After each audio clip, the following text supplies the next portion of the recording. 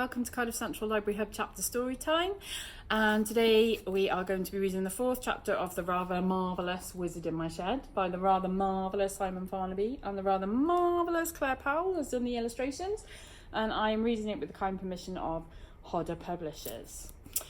So in our last chapter, Merdyn arrived in the 21st century in the middle of a shopping centre, and he caused a little bit of chaos, and the last we saw of him, he was running off to hide in the forest. So we're going to join chapter 4 now, which is called Mum Troubles and a Pig Called Bubbles. Rose trudged glumly past the little red brick houses on Hare Street, Daffodil Close. The audition was a new low, even for her. She thought she couldn't get any lower. 4 years earlier, she'd been part of a happy family with a happy school life.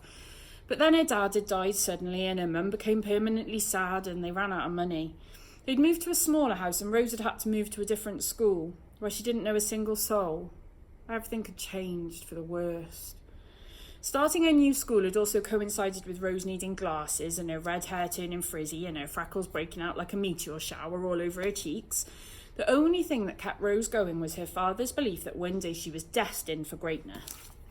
He'd always told her she was going to find something she loved and be the best at it. He wasn't sure what that something was, but he'd had complete and utter faith that she would find it. I'm just glad he wasn't there today, Rose thought. He would have been so ashamed. Finally, she got to her house. Dion, her next-door neighbour, was in his driveway polishing his special Pontiac Firebird car. Dion was a postman, but his real love was the movies. He finished work at 8:30 and spent most of the rest of the day watching films. His car was his pride and joy because it was the actual car used in his favourite ever movie, Smokey and the Bandit.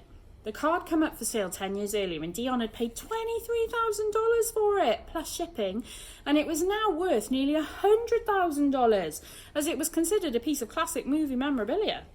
Dion hoped that if he looked after it well enough, it might be worth $1 million by the time he retired from the post office. Then he'd sell it and spend the rest of his life watching movies in his own private cinema. Now, Dion was not a man of many words. He preferred the company of movie characters to real human beings, but on this occasion, as he saw Rose marching towards him like some traumatised soldier at the end of a war film, he was compelled to speak.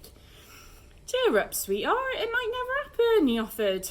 "It already has," countered Rose as she swept past him. "It's called life."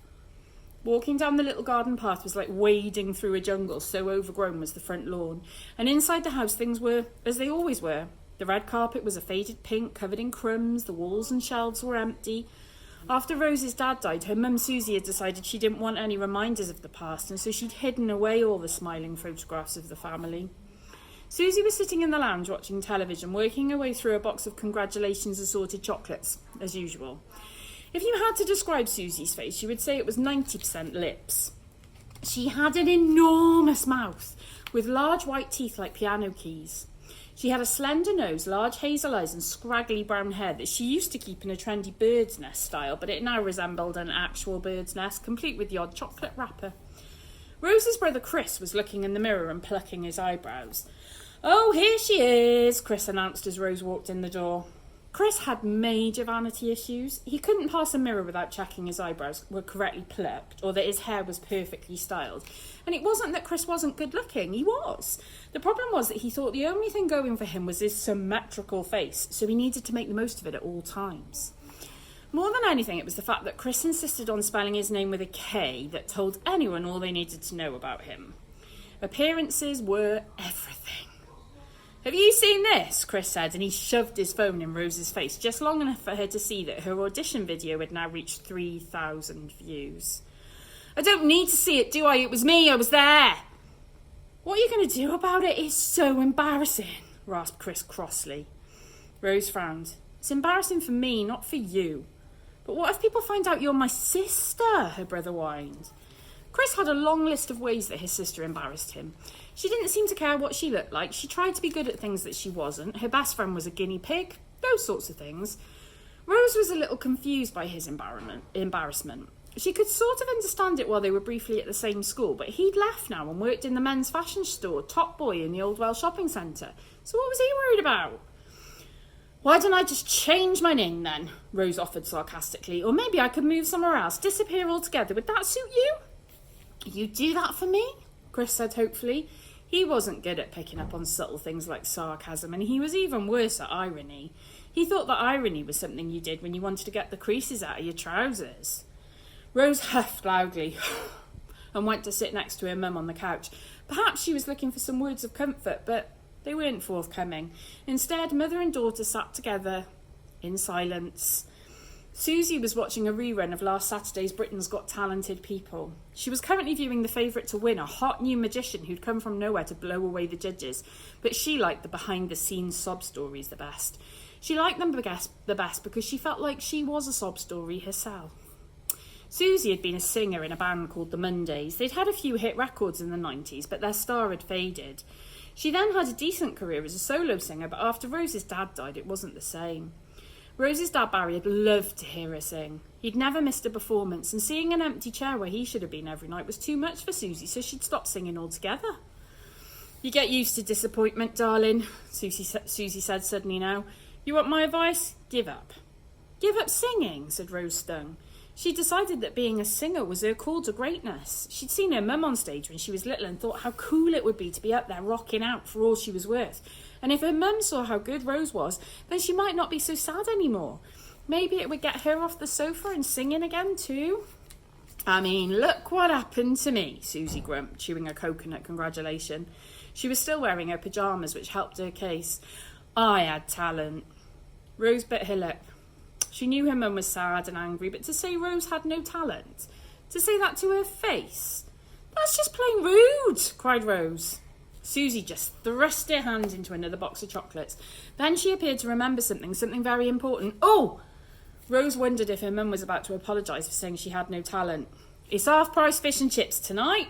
Susie stuffed a £10 note into Rose's hand. "Here, go chippy after you've done your own work." Rose stomped upstairs to her bedroom and buried her head in her pillow, and she sobbed for Britain.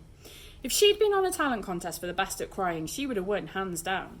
She would have been Eurovision champion, Olympic champion, World Cup winner, the lot. If only those prizes were awarded for crying instead of singing. But they weren't. So instead, she was just the winner of the little girl sobbing in her room on her own contest, for which there were no prizes but a wet pillow. Just as her tear ducts had been pumped dry, Rose heard a familiar, comforting squeak, squeak from the floor. It was Bubbles, her ever-faithful guinea pig. She immediately popped his cage open, pulled him out and gave him an almighty cuddle. Bubbles was always there for Rose. He never criticised her or said hurtful things about her, or posted embarrassing clips of her on YouTube. Not yet, anyway. Rose loved Bubbles right down to his fuzzy yellow fur and big black eyes, and Bubbles loved Rose right back. He showed her as much by pushing a small oblong poo from his bottom into her lap. Rose was used to this. Guinea pigs pooed approximately every 12 seconds, and there was nothing you could do about it except be glad they were dry and easy to dispose of. Rose watched the poo bounce off her knee and onto a map of the world that she'd opened up on the floor the night before. She'd been trying to puzzle out where she was going to live when the world finally realised what a brilliant singer she was. London, New York, Tokyo. But now Bubbles' poo had fallen on Paris. Could it be a sign? Bubbles started nibbling at the case of Rose's smartphone that was sitting on her bedside table. Surely this was another sign, but a sign of what? Rose switched the phone on. She didn't hear the familiar sound of pinging text because she didn't use her phone to text her friends. She didn't really have any friends except Bubbles, and it was no use texting him as he couldn't read or write, and he didn't have thumbs. But Rose had bought the phone with money she'd saved up after her dad had died. Suddenly Rose realised why the phone was a sign. Her dad! Her dad used to tell a story about being in a situation exactly like hers, except without the talent show and YouTube video and guinea pig poo.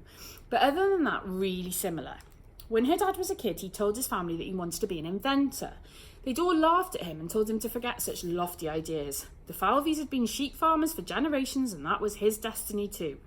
"Get back to shearing sheep," they told him. But Rose's dad never gave up on his dream, and when he was 16 years old, he ran away from the farm and he didn't come back until he was a doctor of engineering. And from the moment he returned with an invention to shear sheep without giving farmers bad backs and sore knees, he called it the easy peasy shear, perhaps you've heard of it. His family was so proud of him and so ashamed of themselves for doubting him. Yes, thought Rose, a plan crystallising in her head. This was what was going to happen to her. She was going to run away and prove herself and become a famous singer, come back and hand out big bags of cash, and then her mother and brother would be happy and proud at last.